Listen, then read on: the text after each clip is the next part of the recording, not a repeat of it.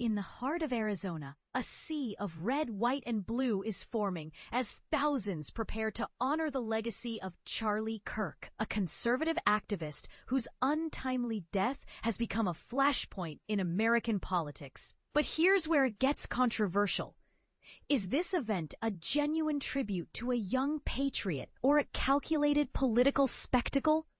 Let's dive into the details and ask you, the reader, to weigh in on the bigger questions this moment raises. First, the stadium transformed into a stage for history, published at 1554 BST. The first photos from inside the Arizona State Farm Stadium reveal a scene straight out of a political drama. American flags drape the venue, flanking banners that read, "Remembering Charlie Kirk, 1993 to 2025. The atmosphere is electric, blending grief with a palpable sense of purpose. But attendees are not just mourning a life lost, but celebrating a movement that Kirk championed for years. 2.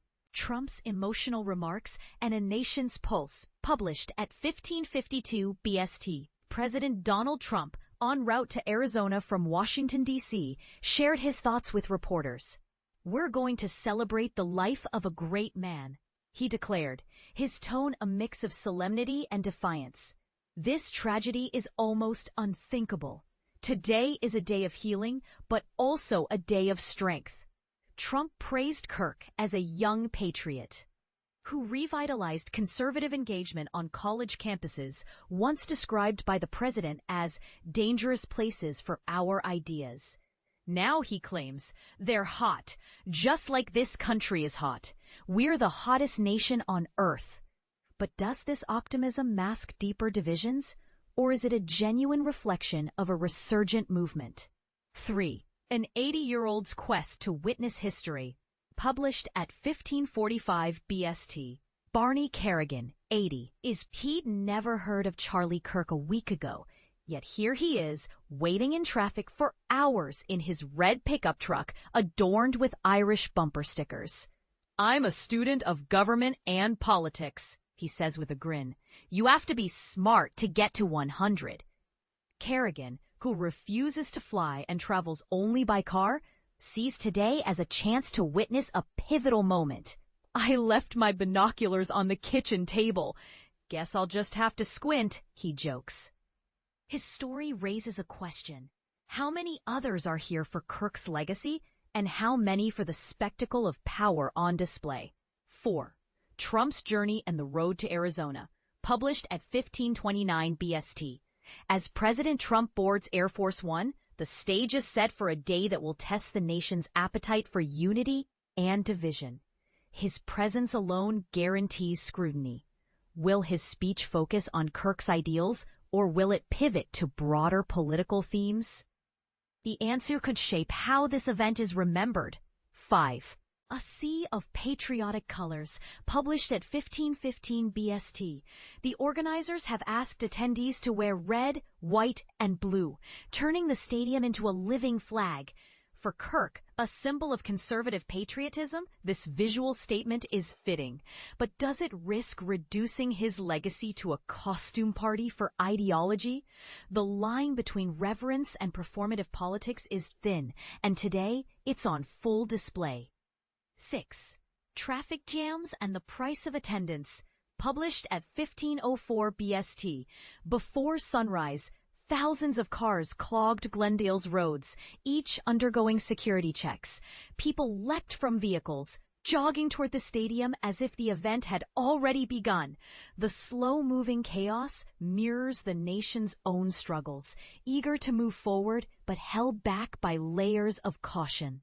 And this is the part most people miss, the human effort to be present, even when the stakes feel abstract. 7.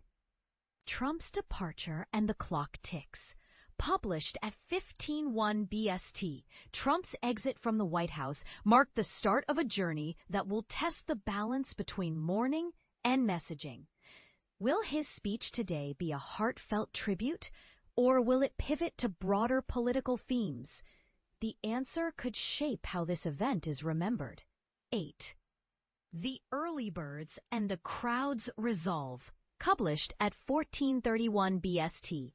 Long before doors opened at 8 o'clock local time, attendees were already camping outside the stadium. The first-come, first-served policy didn't deter them. With a capacity of 73,000, the venue is more than a gathering. It's a statement. But what happens when the cameras leave? Will the energy fade, or does this become a blueprint for future movements? 9. The speaker list and the power of presence. Published at 14:26 BST, the roster of speakers is a who's who of the current administration and conservative media. From Erica Kirk, Charlie's wife, to figures like J.D. Vance and Tucker Carlson, the lineup is as much about ideology as it is about influence. But here's a thought. Does the presence of these names elevate the event, or does it risk overshadowing Kirk's personal story? We'll let you decide. 10.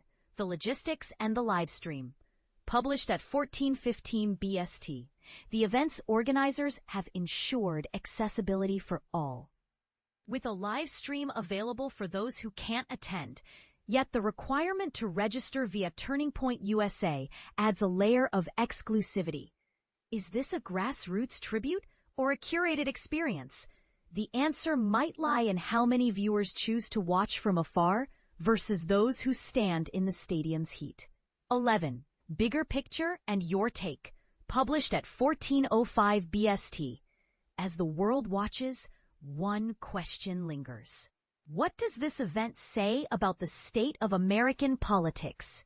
Is it a genuine outpouring of grief and solidarity, or a masterclass in leveraging tragedy for political capital? We'd love to hear your thoughts. Share your perspective in the comments. Is this a celebration of a life, or a calculated move in a larger game? And what does it mean for the future of conservative activism in this country?